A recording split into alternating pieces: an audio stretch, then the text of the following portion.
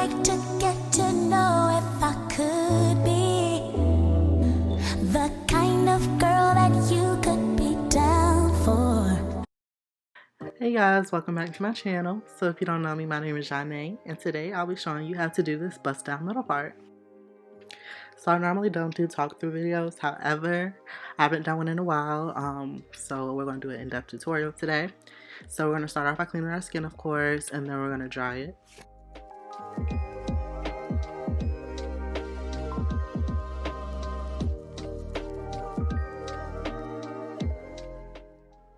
Alright, then we're going to brush your hair out. We want to make sure that we have a clean and seamless install. We don't want any of the hairs getting stuck in the glue or getting in our way. Alright, and I do prefer to cut the ear tabs off first before the install. Some people prefer to do it afterwards, but I prefer to do it this way simply because it helps me better measure the wig and it also helps me with placement. So with cutting the ear tabs is like tracing. So you really want to trace the shape of your ear with the scissors, and also make sure that it fits snugly on your ear without having excess lace, as well as making sure that it doesn't irritate your ear.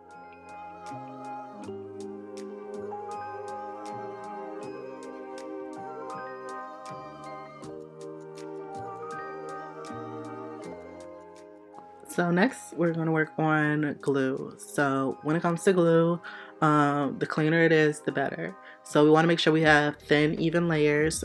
Too much glue means that it won't dry. And if it does dry, it's going to take you a while.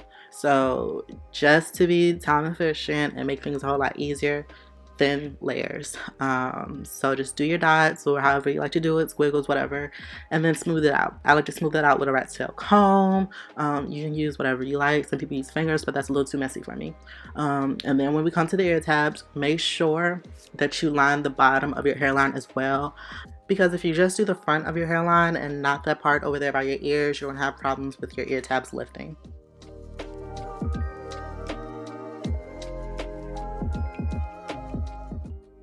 Now, as for layers, I like to do 5 layers. 5 layers will get me through probably a week or two. I say a week depending on the activities that I do. If I do a lot of activity that's causing me to sweat, it's going to last probably about a week. Now, if I wrap it up at night, take good care of it, don't do too much physical activity, like not going to the pool, not going to the gym, anything like that, it'll probably last me 2 weeks. However, if you are a gym girly, you like to swim, you like to do all these extracurricular activities, then you're probably going to have to work on wrapping your hair up very well.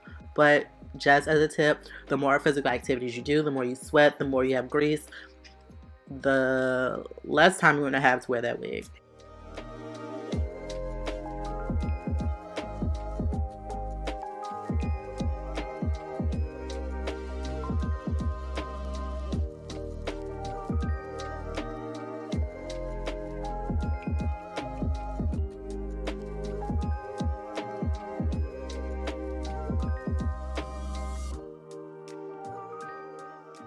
Alright, so let's get into this bust down. Let's talk about how you get a flat install. How you get a bust down to look like a bust down, okay? You're going to have to make sure that this wig is flat. When I mean flat, I mean like flat tummy T-flat. So when you want a flat wig, 2 things are going to be your best friend. One is a wax stick. Wet wax stick really doesn't matter. They all pretty much do the same thing. And a hot comb, okay? We are busting out the hot combs like our mom did back in 1997, okay? This will be your best friend. This is how you're going to get your wig super flat. You can also use mousse. Mousse is also helpful because mousse does help to mold the hair. But personally, the wax stick does the job just for me. And if I do use mousse, it'll be towards the end to just actually like put, you know, an extra little razzle dazzle on it, you know? But enough about that. So when you are flattening your hair, do it in sections. The more sections, the better. The more sections, the flatter. I personally do it into 4 sections. And I just do 1 section at a time. I get that section as flat as possible before moving to the next one. And then once I'm done with all of them, I just, you know, go back in, do a little touch up. But sections is really the key to it. And then also with flattening, you want to go in with the teeth and then kind of twist your wrist backwards so that you can use the back of the hot comb to smooth it out, if that makes sense. So you want to go on with the teeth and then flick the wrist a little bit and then smooth it down with the back of the comb.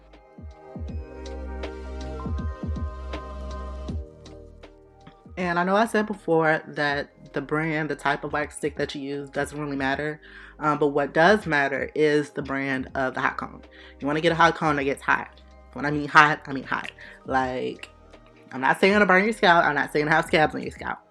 But you really need to get in there if you want to flatten install. So you really want a hot comb that one will help you out. You know what I'm saying? You don't want a hot comb that doesn't get hot. It makes you go over it and over and over it, because that's just wasting your time.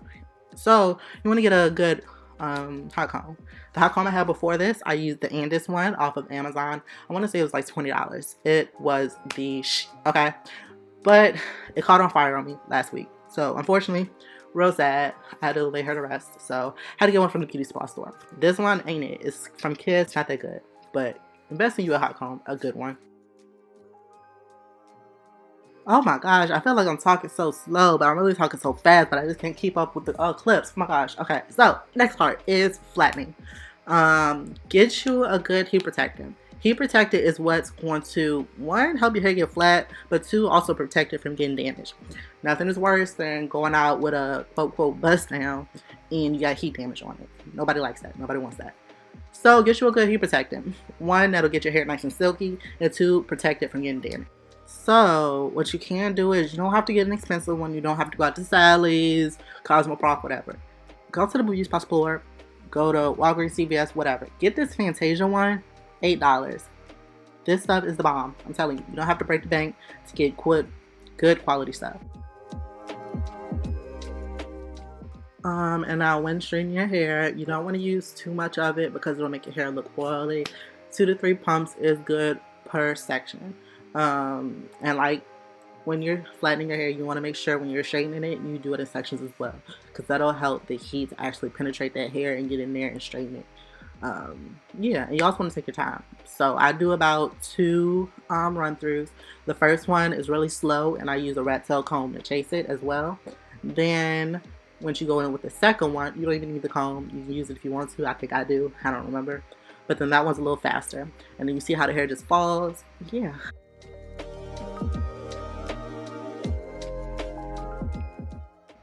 And also, if you do see smoke come up, majority of the time it is just heat from the product. Now, if you're not using any heat protectant and you see heat coming up like that, you might want to be a little scared. But as long as you're using heat protectant, you should be alright.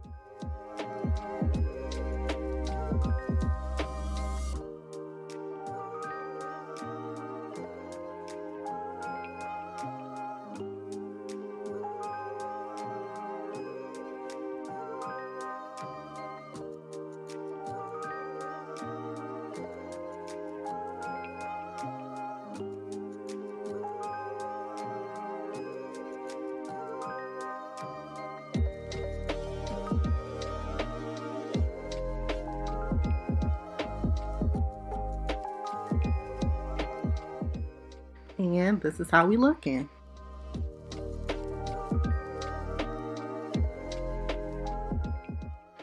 And let's look into how I'm calling the Kettle Black, because, oh Lord, look at that.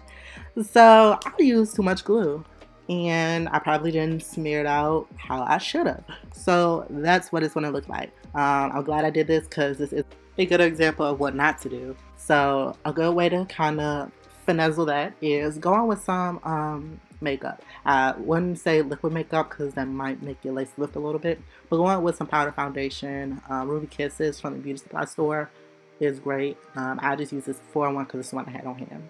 But yeah, go on with that. You should probably use a shade darker than what you actually are, but either way it'll do. So go ahead and get into cutting that lace. Do it in a zigzag motion. If you do it straight across, it's going to look wiggy, and we don't want our wigs to look wiggy. So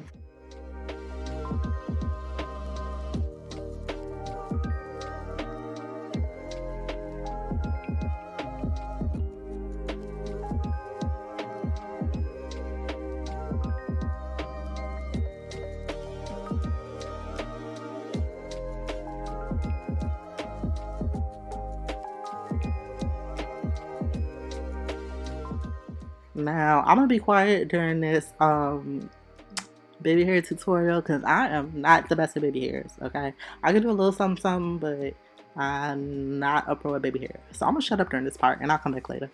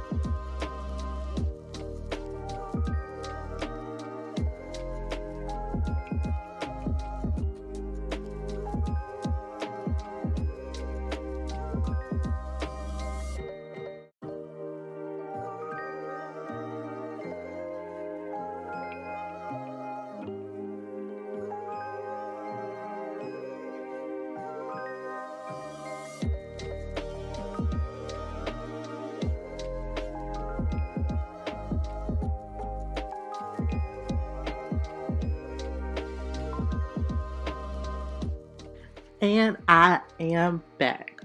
So, another way to make sure that that ghost lace, you know, that white lace, the white after overcast that it be looking like sometimes, go on with that even melt spray.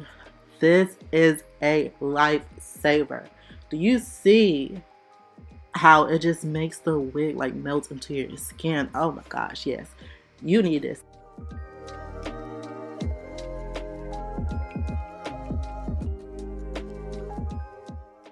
And I do believe this is like my second or third melt. But anytime I'm not doing anything with the lace, I melt my hair. Simply because the more you melt it, the better it's going to look.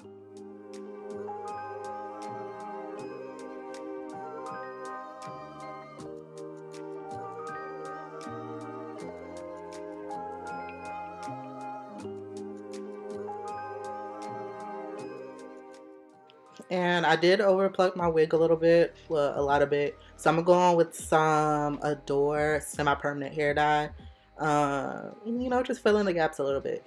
I don't recommend using permanent hair dye simply because permanent hair dye does require you to use developer. Developer is going to eventually take those knots out if you leave it long enough. So stay away from permanent and get you some semi-permanent.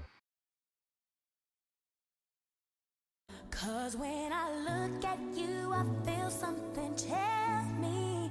Alright, and so I think we are done.